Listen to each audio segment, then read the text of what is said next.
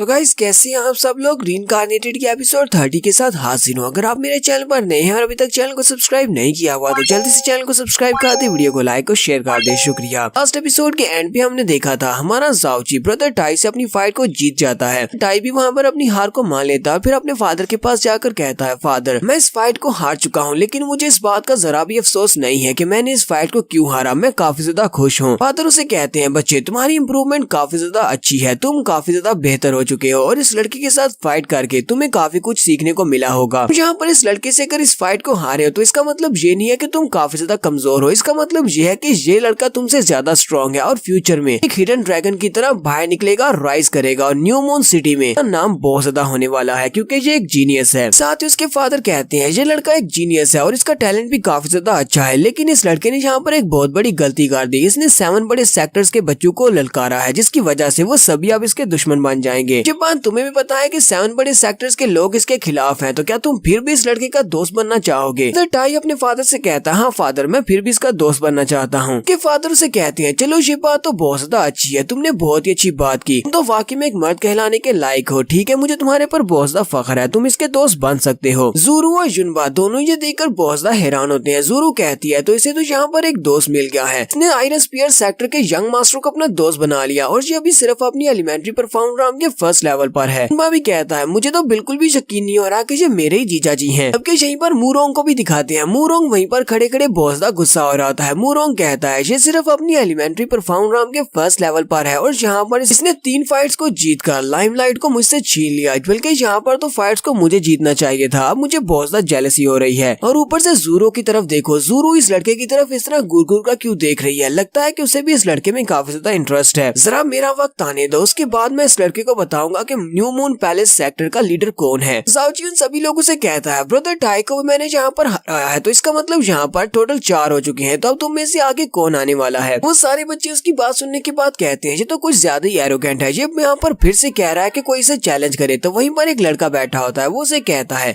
हालांकि मुझे भी ये बात करने में अच्छी तो नहीं लग रही, लेकिन मुझे कहना पड़ेगा। 16 साल की उम्र के ग्रुप में अब यहाँ पर कोई भी ऐसा लड़का नहीं है जो तुम्हें चैलेंज कर सके। लो अब जल्दी से बाहर दफा हो जाओ, क्योंकि अब यहाँ पर तुम्हारी एज ग्रुप में कोई भी जगह नहीं है जो तुम्हें चैलेंज करे। हमारी एज ग्रुप के अलावा भी यहाँ पर बहुत सारे बच्चे हैं जिन्हें आपस में फाइट करके एक दूसरे को चैलेंज करना है। चलो जल्दी से अरीना से बाहर निकलो। बाकी ये सारे बच्चे भी बातें करना शुरू कर देते हैं और कहते हैं, हाँ ये बात तो ठीक है कि ये 16 साल का है और इसने अपनी एज ग्रुप के जितने भी लड़के थे उनके साथ फाइट करके इनको हरा दिया। अब इसकी एज ग्रुप का कोई भी इसके साथ फाइट नहीं करना चाहता। बात से क्या फर्क पड़ता है कि इन लोगों ने यहाँ पर 4 मैचेस को जीत लिया है। अभी हमारे पास 17 साल और 18 साल के बच्चे भी हैं, तो सभी लोग अपनी अपनी फाइट्स को जीत सकते हैं और अभी भी न्यू मून पैलेस को हरा सकते हैं। जाओची उनकी बात सुनने के बाद कहता है, तो तुम सभी लोग यहाँ पर मुझसे फाइट नहीं करना चाहते क्योंकि मैं 16 साल का हूँ और तुम लोग मेरे सीनियर ब्रदर्स के साथ फाइट करना चाहते हो। क्या तुम्हें इस बात में जरा भी शर्म नहीं आ रही? मुझे नहीं लगता कि यहाँ पर एक जूनियर यहाँ पर अभी तक खड़ा है और तुम लोग मुझे हराए बिना मेरे सीनियर्स के साथ फाइट करना चाहते हो। पहले मुझे हराओ और उसके बाद आकर मेरे सीनियर से फाइट करना। साथ ही जाओची उसी लड़के की तरफ इशारा करते हुए कहता है जो उससे बात कर रहा था। जाओची कहता है, ये ब्रदर मुझे 18 या 19 साल का लग रहा है, कैसा रहेगा अगर तुम यहाँ पर मुझे चैलेंज करो? चलो जल्दी से यहाँ पर अरीना में आओ, मुझे हरा दो और मेरे सीनियर ब्रदर के साथ तुम्हें फाइट करने का मौका मिलेगा। कि वो लड़का भी उसे कहता है, क्या वाकई भी तुम यहाँ पर मुझे चैलेंज करना चाहते हो? एक बार फिर से सोच लो, कहीं तुम्हें पछताना न पड़ जाए। जाओची उसे कहता है, हाँ मैं तुम्हें ही चैलेंज करना चाहता हूँ, चलो जल्दी से अब यहाँ पर आ जाओ, हम दोनों फाइट करते हैं। वो लड़का भी आगे से बहुत ज्यादा खुश हो जाता है और वो उठकर खड़ा हो जाता है और जाओची को चैलेंज करता है। जाओची से कहता है, चलो ठीक है फिर मैं तुम्हें चैलेंज करता हूँ और हम दोनों यहाँ पर फाइट करेंगे। वैसे भी मेरे हाथ से बहुत सारे जीनियसेस मर चुके हैं, एक और को ऐड कर लिया जाएगा। इस लड़के का नाम लू ज़ेनैन होता है। सभी लोग लू ज़ेनैन के बारे में बताते हैं। वो कहते हैं ये एक बहुत ही पावरफुल लड़का है। ये लड़का 7 डेडली स्वर्ड पवेलियन से है। के बारे में कहा जाता है कि इसको कोल्ड ब्लडेड लू भी कहा जाता है क्योंकि ये बहुत ही रुथलेस है। ये अपने ओपोनेंट को मार डालता है, इसी वजह से इसे का ये नाम दिया गया है, कोल्ड ब्लडेड लू का नाम दिया गया है। एक तो इन दोनों की एज में काफी बड़ा डिफरेंस है, ऊपर से इनकी कल्टीवेशन भी काफी ज्यादा डिफरेंस वाली है। ये वाला मैच देखने में बहुत ज्यादा मजा आएगा। जाओची के पास इस मैच को जीतने का कोई चांस भी नहीं है। प्रो भी जल्दी से आगे बढ़ती है और जाओची से कहती है, जूनियर ब्रदर युन प्लीज जल्दी से इस बैटल से पीछे हटो, तुम ये फाइट नहीं कर सकते। ये लड़का तुमसे 2 साल बड़ा है और इसकी कल्टीवेशन तुमसे ज्यादा है। मुझे नहीं लगता कि तुम्हें इसके साथ फाइट करनी चाहिए, इसलिए प्लीज जल्दी से वापस आ जाओ, मैं यहाँ पर इससे फाइट करूंगी। हमारा जाओची से कहता है, ये तो सिर्फ एक कचरा है और तुम्हें इस तरह के कचरे के साथ फाइट करने की जरूरत नहीं है। मेरी सीनियर सिस्टर, तुम वहीं पर खड़ी होकर शो को एंजॉय करो। ज़ूरो से कहती है, जूनियर ब्रदर तुम्हें यहाँ पर इतना ज्यादा एरोगेंट होने की जरूरत नहीं है। ये लड़का अपनी एलिमेंट्री परफॉर्म ड्राम के 7th लेवल पर है, ठीक है, ये तुमसे 6 लेवल अबव है, इसलिए तुम इससे फाइट नहीं कर पाओगे। और ऊपर से ये बॉस द फेमस है, इसे कोल्ड ब्लडेड लू कहा जाता है, ये अपने ओपोनेंट को बहुत ही बुरी तरह से पीटता है।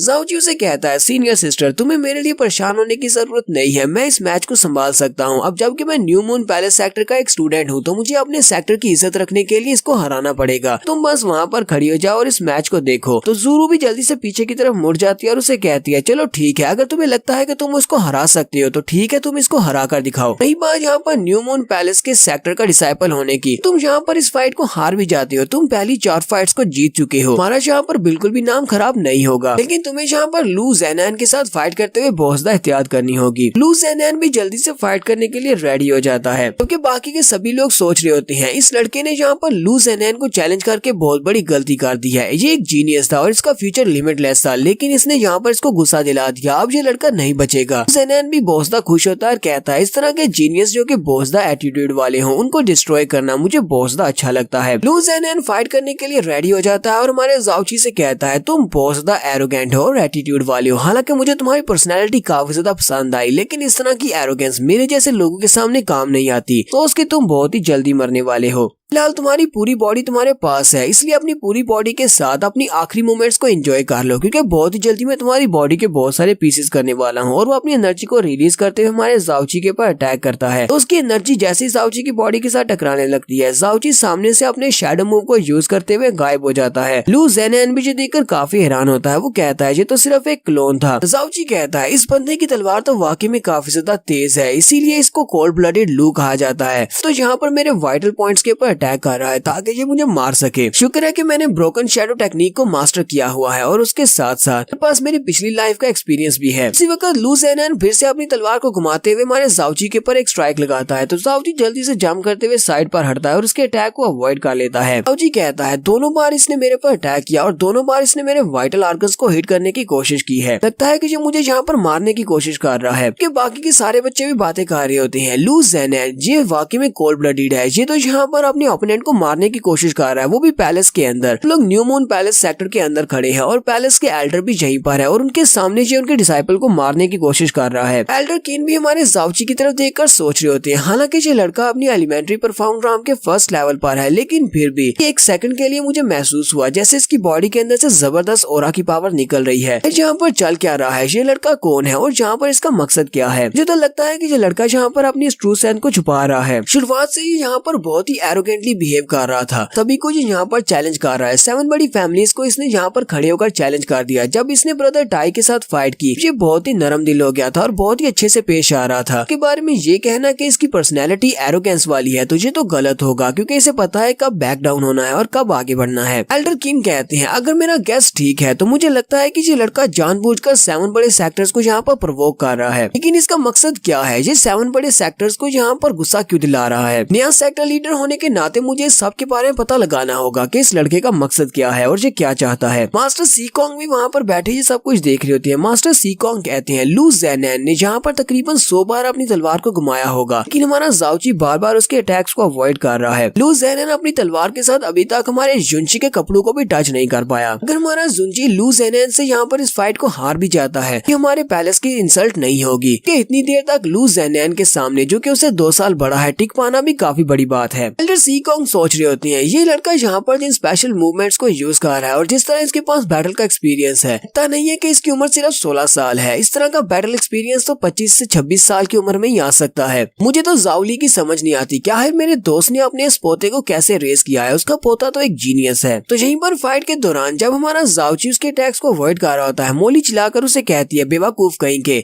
ने अपने इवल सोल गेट को यूज किया है और उसका टाइम लिमिट पूरा होने वाला है। अब तुम्हारे पास सिर्फ 30 सेकंड ही बचे हैं। 30 सेकंड से ज्यादा अगर तुम इवल सोल गेट को यूज करोगे, हमारी वेन्स परमानेंटली डैमेज हो सकती हैं, इसलिए जल्दी से जल्दी इस बेवकूफ को खत्म करो और इस मैच को जीतो। ज़ाओजी मोली से कहता है, ठीक है मुझे समझ आ गई, मैं अभी करता हूँ। लू ज़ेनान भी चिल्लाकर उसे कहता है, क्या तुम्हें सिर्फ डॉज करना ही आता है, क्या तुम आगे बढ़कर मेरे अटैक को ब्लॉक नहीं करोगे या फिर मेरे ऊपर अटैक नहीं करोगे। ज़ाओजी उसकी बात सुनने के बाद आगे बढ़ता है। लू ज़ेनान उसे कहता है, मुझे तो यकीन नहीं हो रहा कि तुम मेरे जाल में फंस गए, तो सिर्फ बात ही की थी और तुम यहाँ पर मेरे पर अटैक करने के लिए चले आए। ज़ाओजी वहाँ पर उसके ऊपर अटैक अटैक करता है तो उसी वक्त वो भी उसके ऊपर अटैक करता है। वो अपने ब्लेड को घुमाते हुए जब जाओची के ऊपर अटैक करता है, जाओची अपने बाजू को सामने की तरफ करते हुए इसके अटैक को ब्लॉक करता है। तो लू ज़ेनान के अटैक की वजह से जाओची के बाजू के ऊपर कट लग जाता है, लेकिन वो अपने बाजू के साथ उसकी तलवार के अटैक को ब्लॉक कर लेता है। लू ज़ेनान भी इस बात से बहुत सा हैरान होता है और कहता है ऐसा कैसे हो सकता है, मेरी तलवार के साथ तो उसके बाजू को कट जाना चाहिए था, लेकिन मेरी तलवार से सिर्फ उसके बाजू के ऊपर एक छोटा सा काट ही लगा है। वो इस बात से काफी ज्यादा हैरान हो रहा होता है। उसी वक्त हमारा जाओची आगे बढ़ता है और उसके पेट में एक जबरदस्त घूंसा मारता है, जिससे वो काफी दूर जाकर गिरता है। पीछे गिरने के बाद लू ज़ेनान उसे कहता है यहाँ पर मुझे एक पंच मारा, लेकिन तुम्हारे पंच में बिल्कुल भी दम नहीं है। साथ ही वो अपनी पावर्स को रिलीज करता है और जाओची से कहता है अब तुम नहीं बचने वाले, मैं तुम्हें मार डालूंगा। हमारा जाओची अपने हाथ के ऊपर अपनी फायर को रिलीज करता है और कहता है लगता है कि तुम्हें यहाँ पर अपनी ट्रू स्ट्रेंथ दिखानी पड़ेगी। साथ ही जाओची अपनी मुट्ठी को बंद करता है तो लू ज़ेनान की पूरी बॉडी आग से कवर हो जाती है और उसकी बॉडी को आग लग जाती है, क्योंकि हमारे जाओची के पास फायर पावर भी है। बाकी के सभी लोग जो देखकर बहुत ज्यादा हैरान हो जाते हैं, क्योंकि जाओची ने पहले अपनी फायर पावर उन सभी को शो नहीं करवाई थी। यहीं पर हम लोग अपनी एपिसोड 30 का एंड करेंगे। एपिसोड की एक्सप्लेनेशन अच्छी लगी हो तो कमेंट करके जरूर बताइएगा। चैनल को सब्सक्राइब कर दे, वीडियो को लाइक और शेयर कर दे। शुक्रिया।